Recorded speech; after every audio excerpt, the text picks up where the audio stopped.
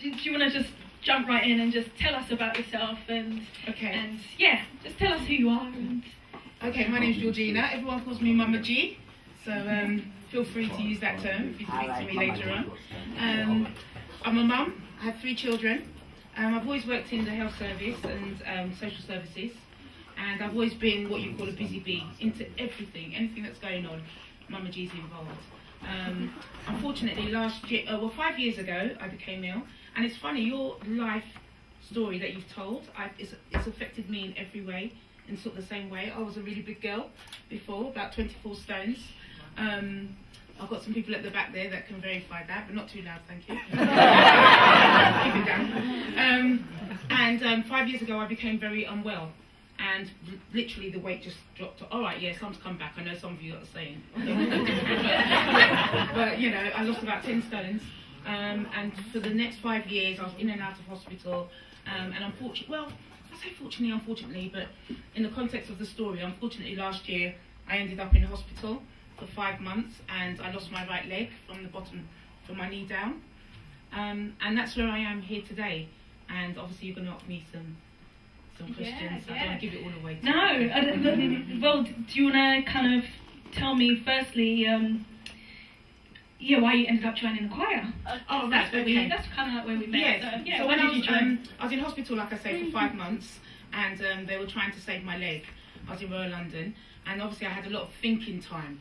And before I actually decided to allow them to chop my leg off, because it was a battle. You know, I had consultants around me saying, chop your leg off, chop your leg off. It was literally like that. And I'm like, no, not chopping my leg off. But that was my vanity kicking in and not thinking about, and I'm going to say this, what my purpose on earth really was about. And I was trying to fight against it. But then the day before I actually consented to them to have my leg amputated, I don't know what happened, but I just lost my mind. An uncle came to see me, and I love this uncle to death, don't get me wrong, but that day he was talking rubbish. And it was like, will you just shut up? I don't want to hear your voice.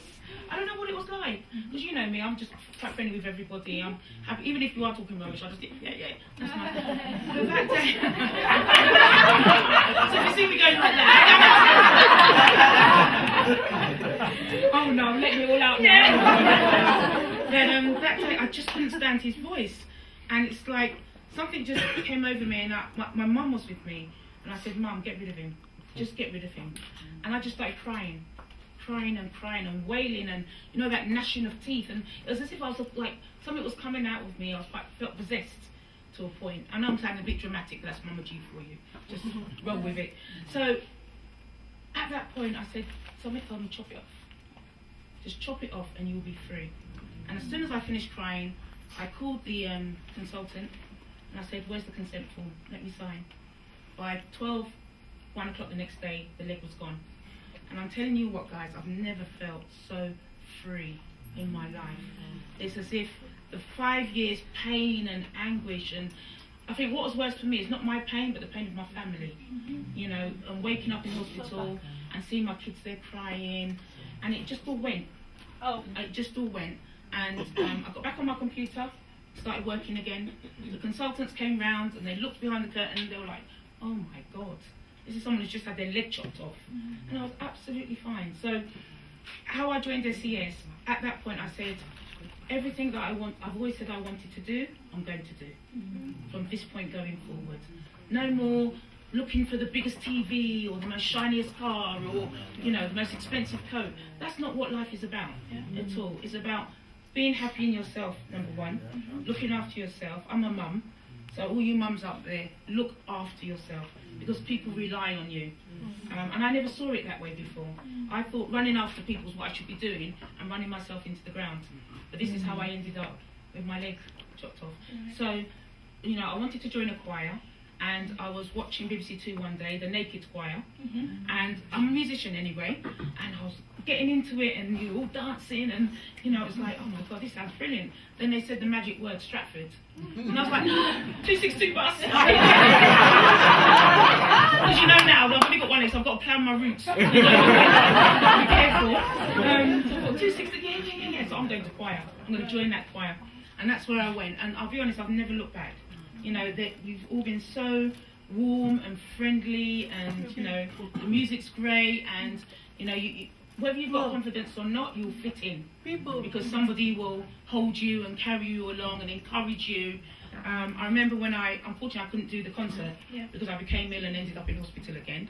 I'm fine now, by the way. I didn't hear any R's. Just to let you know, I'm alright now. What you have to do around here to get sympathy?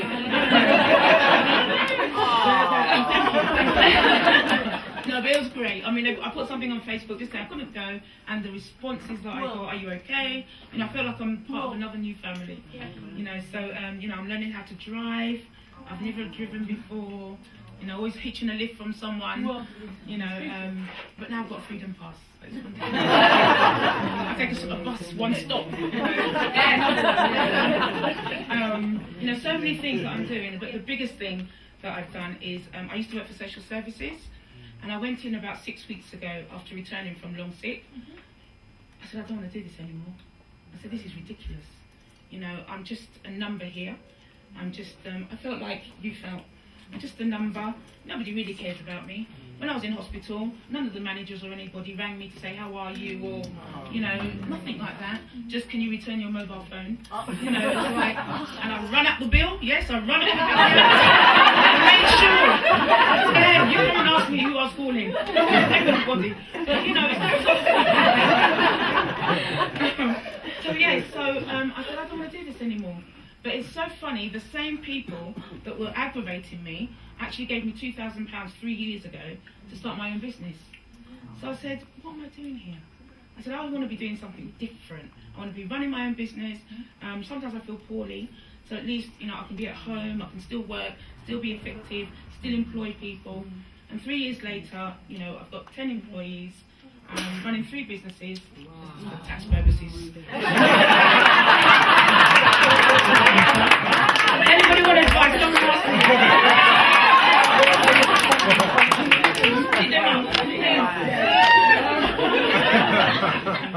3 business cards, you know. Excellent. You know, and I'm having fun for the first time in my life. I mean, you still see the steel pans here. I played steel pans for like 30 years. And don't get me wrong, I love it. I absolutely love it. But it got to a point where it's just another gig, you know. But now I'm itching. So can we hurry up? You know, to play something just because I love it, and I can see people smiling, and that's what it's all about. Yes. It's not about the money that you get at the end of the gig or whatever, although it helps.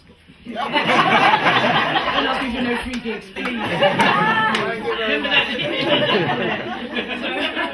I've got a question. Yes. So thank you. So in terms of just going back, so you're married, your husband. How was it for your husband and your children? How was that experience for them? Because we've got some men here. So it would be good to kind of, because I'm sure there's men here that are going through things, and it would be good to kind of help them out as well. Yeah, absolutely. I mean, from my husband's point of view, he's always been kind of, I wouldn't say hard, but he's very strong when it comes, and obviously this has been going on for 5 years. And I was very conscious when I was first sick to teach my children how to be independent. So they cook, they clean. Listen, nothing to do with independence. I was lazy. We tell the truth. Cook, clean, do shopping, you know, so that, in a way, that kind of rested my heart when I was ill, because I knew that they'll be able to cope. But from a man's point of view, obviously, it's very difficult, because this is not the shell that he married. Without going into detail, it makes no difference.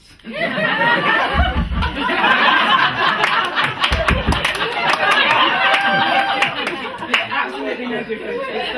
In fact, I think it's brought us together closer, because we've now both realised, like, we never used to talk about retirement and what we're going to do, but now we're talking about retirement and how I would manage if I was in another country. You know, it just brings you much, much closer together. And my husband's not here, but I have to give props to him. So I was in hospital for 5 months, and he was at that bedside every day, without fail. And he works a night shift as well. You know, so, you know, for you men, I have to, you know, and there are men that do it. They support their wives, because it is hard.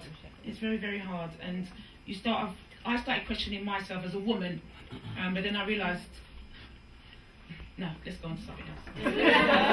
All I can say is enough wolf whistles since.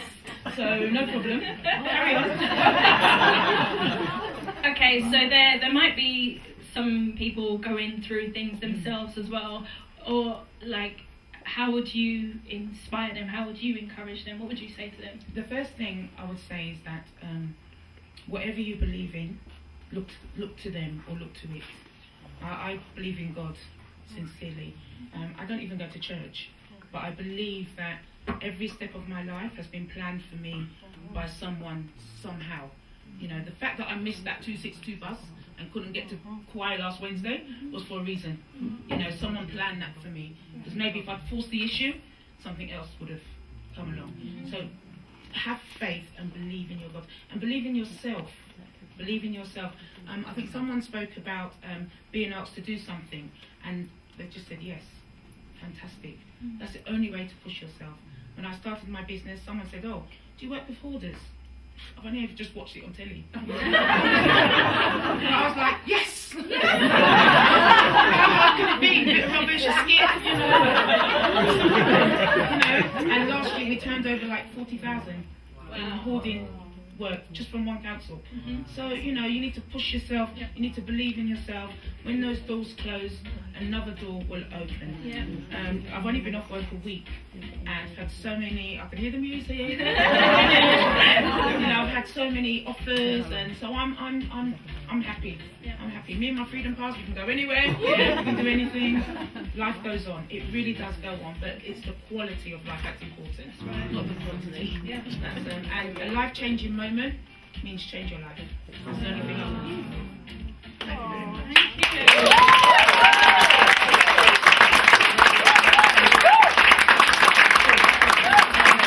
The very last thing, if you're a prosthetic user, you forget about your shoes and socks. So I've got one black sock and one white sock. We wanted to change it. I'm so sorry. So how can people get in touch, like in terms, what businesses are you doing? I know we've got... Okay, no, my business is in social care, and obviously we work with hoarders now. And the other business was the same sort of thing. Do you do this? Yes. But we do care reviews for vulnerable people, for other local authorities. And I employ about 10 social workers who all run around the country for me doing care reviews, and I pay them. And the third business is that we're just about to open a supported living home in Glasgow for people with mental health or learning difficulties. Get in there soon.